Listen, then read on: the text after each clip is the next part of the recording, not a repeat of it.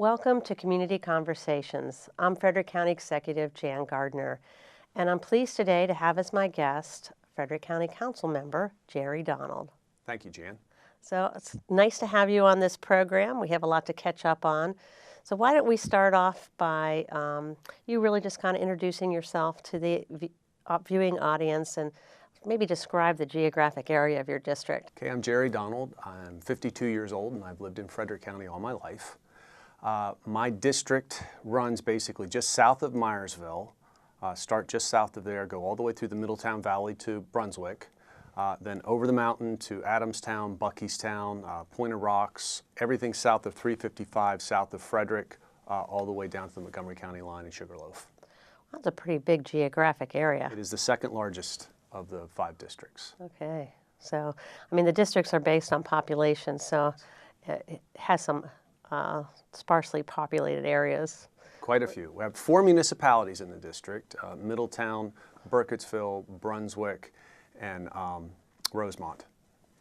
Well, I know one of the things that you do regularly, probably better than anyone else, is that you go out and have community meetings or you make times available to meet with the public in your district on a regular basis. So can you tell us how that works and some of the things you hear?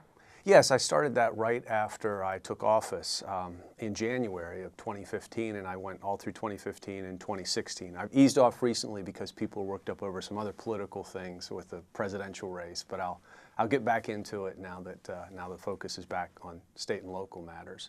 I usually go to Middletown at the Main Cup, in Jefferson at the Little Red Barn. Brunswick has a wonderful little coffee house on Main Street, but sometimes I'll go to either Beans in the Belfry or I might go to the library.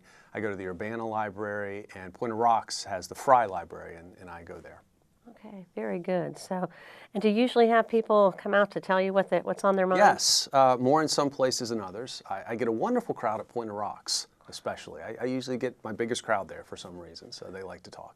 Well, and I know in following up with concerns from citizens of Point of Rocks that you hosted with some county staff a public safety presentation. Yes, we had about 70 people attend that meeting, and thank you for being there. And that was a wonderful meeting. We also did one in Brunswick. But the people in Point of Rocks came to me at one of my meetings concerned about train safety and accidents. So the county offices, our safety people, the 911 folks, emergency services, the fire and rescue, all of those folks came together, the sheriff, to present a plan to the people of Point of Rocks, what happens if there is an accident, and they seem quite satified with what we had that night. I think it was very informative and helped people to know that we are prepared and that we actually have a relationship with CSX. Yes. So that there's an incident, they know that people are ready to take care of it. So we're approaching the 2-year mark. Mm-hmm. So what do you think some of the accomplishments have been on your time on the council? Well, for me personally, I've gotten 2 bills through. One, to keep folks informed about zoning changes near where they live. And the other was an improvement in riparian buffers, water body buffers, to try to make those a little bit tighter so that the impurities can be filtered out of the water in a natural process before they get in and pollute our streams. And the first key to clean water, we talk about the bay or all kinds of things, is cleaning up the water in our own areas. Well, that certainly makes sense because we have a huge mandate to improve water quality, and if we don't pollute it in the first place, then we don't have to clean it up. It saves us a lot. So prevention is a good part of that total package. Other things, thank you for working together with me to get some things done in parks. A number of parks are going in the district that I have. One small one in Point of Rocks, one fairly large park, Othello Park, which is not too far from Burkittsville and Brunswick and Jefferson in that area. Actually, not very far from Petersville. And then some improvements in parks, like in the Middletown Park, we managed to get some paved pathways in so people walking through the park don't have to walk on the road. And that's something that a lot of Middletown people were very happy with. Yeah, I think that was important for the students walking to the high school as well as the general public. Yes. Yes. So I thought that was a great example of good government. You have a community meeting, people bring an issue to you, and then we solve it. Yeah, that was So, not my idea. That was something that people came to me, hey, can we do this? And we actually got it done. So that was a nice feeling to see that happen. very good.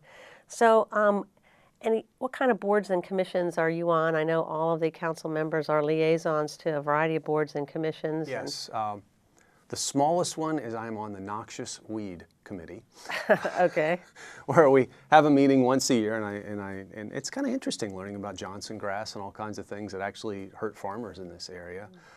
There's a joint committee that deals with mental health and the drug task force that I attend, but the biggest one I think that I deal with regularly is the Sustainability Commission. And they're the ones who came to me with some of the ideas that were put into the riparian buffer bill. So it's one of those things, if you attend these meetings and you learn some things from the people, you can help, we have a lot of good boards and commissions here, and we can help use those people and utilize what they know to help make laws.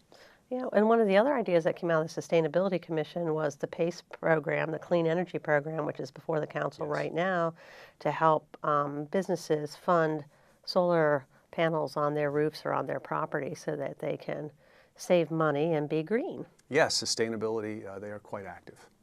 So what do you see coming up over the next few months or next year? Well, of course, the budget will be coming to us soon, and that's always a huge thing to deal with in the winter and into the spring. We have the latest, Jessica Fitzwater introduced a resolution to form a group to deal with human trafficking, and that's going to get to work, and we're going to see what we can do to help prevent this situation. I have a bill coming through that I'm talking with animal control concerning some issues there with dogs and dangerous animals. And, things keep coming. They do keep coming. I know you're interested in some topics that don't have easy solutions, like No. blighted properties. And That's a big one. you've that we're heard working on. complaints on that, and so have I. And we've had a few meetings with a lot of staff on it. So some ideas are percolating out there. So I think some legislation will be forthcoming on that. It is coming.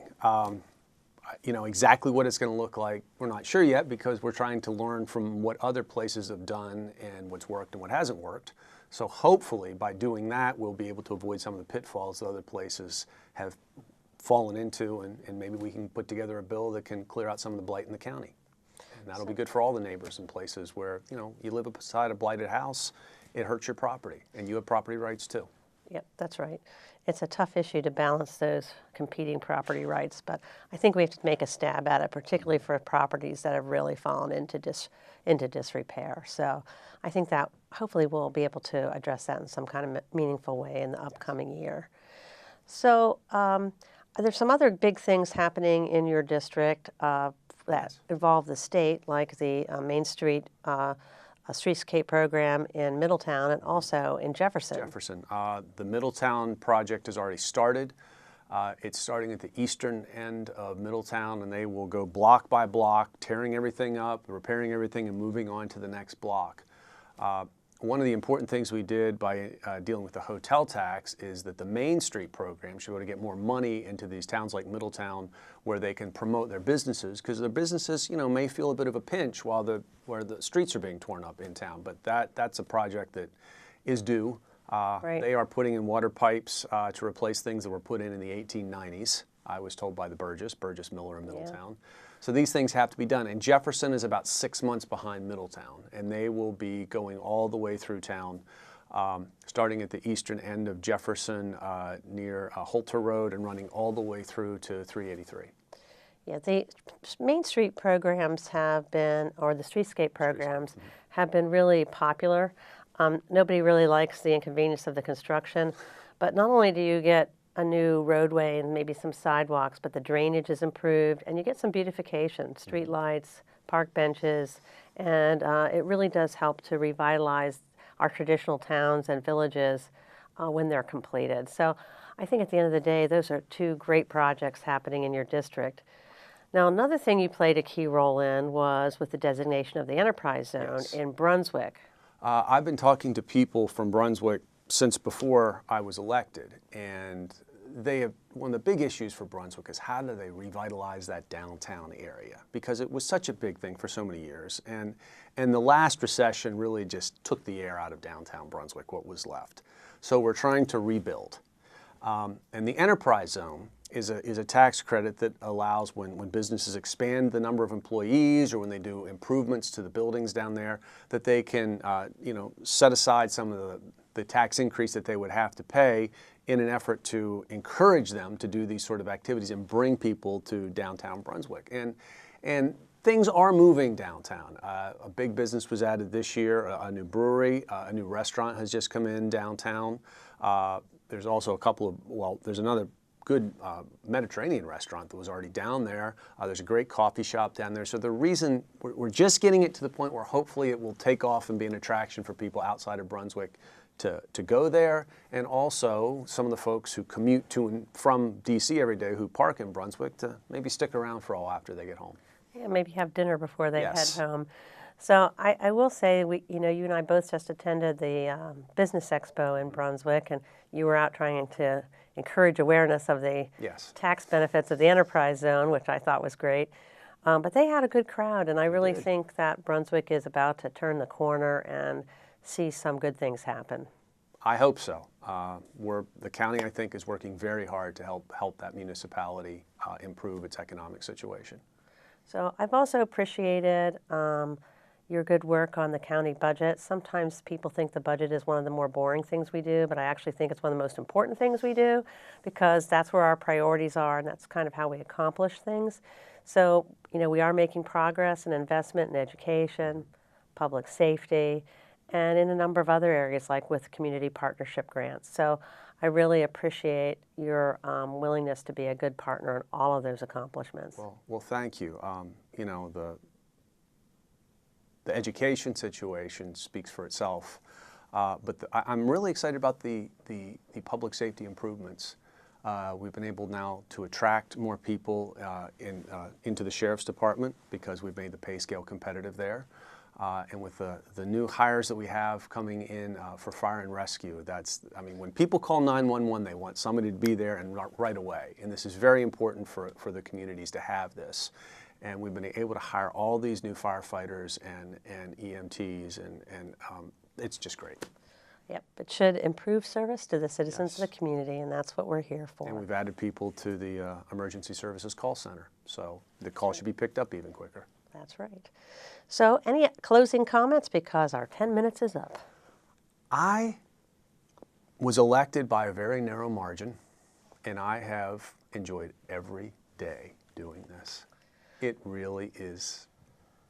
It's fun to come in here and try to work on problems. There's a learning curve because, there's certain things you just don't know about. Just because you know about one section of the government when you're outside of it doesn't mean that you don't, you know something about another. So I've had to learn more about fire and rescue because I didn't know enough about fire and rescue when I came into the job. So there's a learning curve there. It's exciting to do. I really enjoy it.